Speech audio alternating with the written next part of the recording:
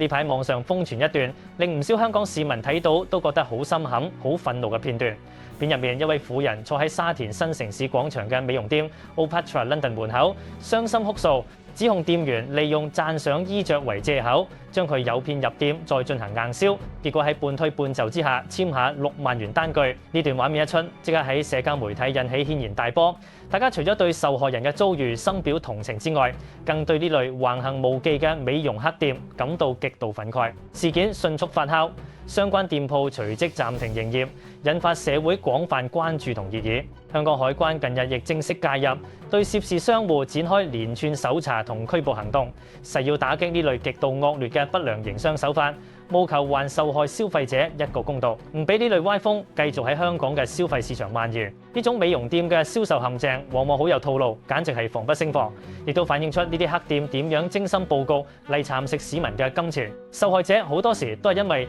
貪圖一時嘅優惠，或者因為抵擋唔住店員嗰種近乎疲勞轟炸嘅推銷攻勢而誤墮圈套。呢種情況喺大商場尤其常見。呢啲銷售人員最擅長喺商場行人路隨機揀選目標，特別係專攻中老年女士，透過讚賞對方嘅打扮嚟建立虛假嘅親切感，繼而用邀請參觀、簡單拍照，甚至係話送贈試用裝等藉口，將人恐入店鋪。一旦客人踏入店內，就會面臨多名店員嘅輪流圍攻，佢哋會不斷強調你皮膚有問題，甚至製造緊張氣氛，利用心理學上面嘅施壓技巧，令消費者喺高壓環境之下逐漸喪失判斷能力。就算你心入面有100個唔願意，亦會因為唔堪壓力、怕尷尬或者想快啲離開呢個恐怖環境，而被迫簽署高價合約，事後先後悔莫及。呢種食人不吐骨嘅銷售手法，其實已經嚴重觸犯咗本港相關法例，必須予以制裁，唔可以再俾佢哋繼續呃人，一定要嚴厲整治。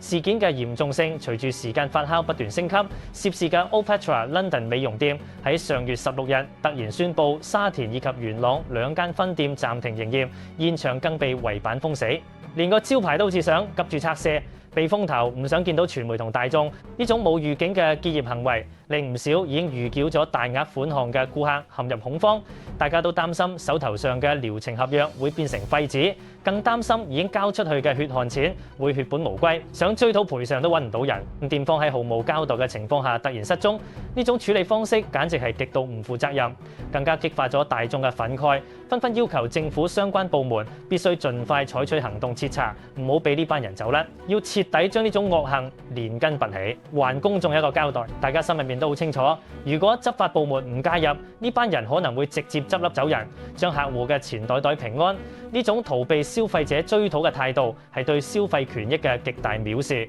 絕對唔可以令呢啲商戶逍遙法外。面對民憤同連串投訴，香港海關終於採取雷霆手段，喺本月18日大舉出動，直到位於上環干諾道中永安中心16樓嘅一個單位進行搜證。執法人員進入該單位後，發現呢個原本報稱為美容公司總部嘅地址，內部根本冇任何美容業務運作，亦都見唔到有美容產品或者員工喺度辦公。該處實際上只係一間為其佢公司提供秘書服務嘅公司。呢個調查結果揭露咗一個驚人嘅真相，即係呢啲所謂嘅美容集團，平時可能利用空殼公司或者秘書地址嚟掩人耳目，令到消費者喺追討賠償嗰陣完全無從入手，根本連佢哋嘅實體總部喺邊都揾唔到。手段非常狡猾且充滿機心，簡直係視法紀如無物，試圖用呢啲掩眼法去逃避法律責任，確實令人大開眼界。同時亦顯示呢啲不良商戶背後嘅運作模式係幾咁深不可測，務必要將呢啲幕後黑手一一揪出。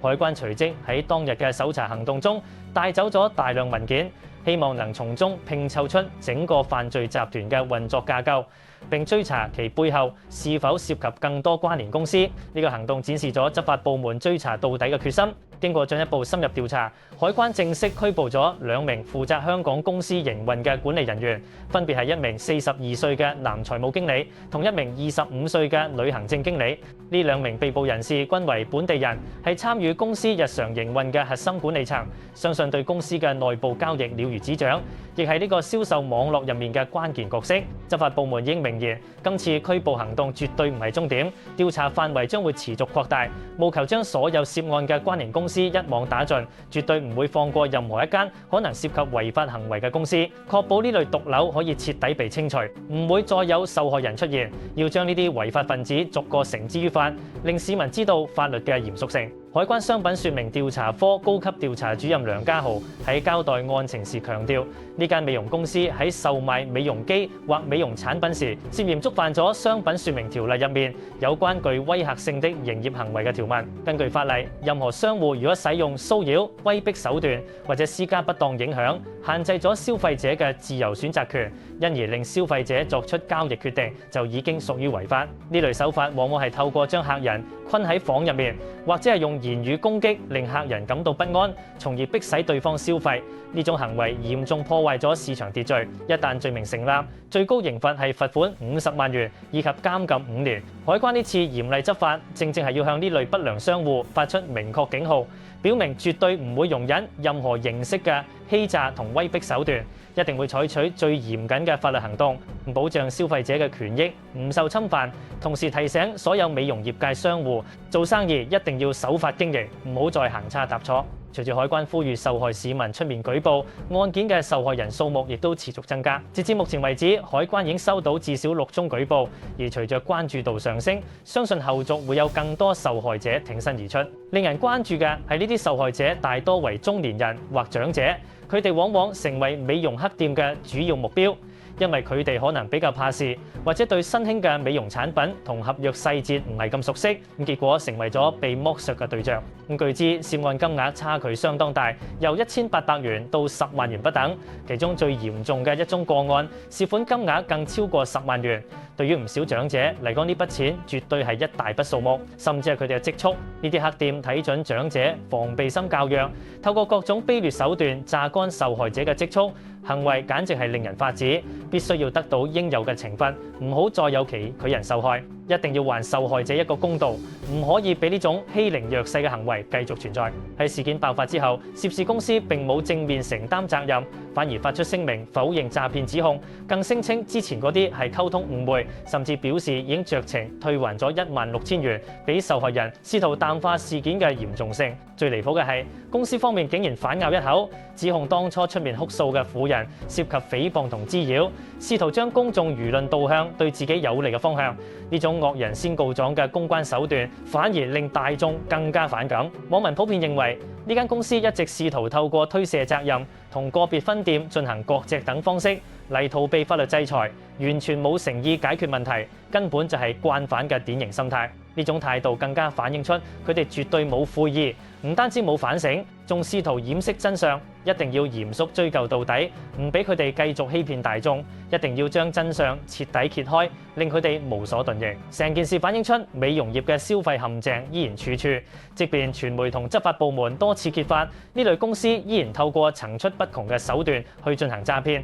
對香港嘅購物天堂聲譽造成嚴重打擊。海關提醒廣大消費者喺購買任何美容服務或產品之前，一定要保持冷靜，唔好輕易簽署任何文件。如果未清楚了解內容及價錢，或者係感到壓力唔想購買，一定要堅決拒絕付款。如果有市民懷疑自己遭受不良營商手法對待，應該即刻聯絡海關24小時熱線1828080，或者透過相關電郵及網上表格進行舉報，唔好忍氣吞聲，要用法律手段捍衛自己嘅消費權益，令呢類黑店無所遁形。大家面對呢類美容推銷陷阱嗰陣，務必要保持清醒同埋堅定立場，唔好俾呢啲不良商戶有機可乘。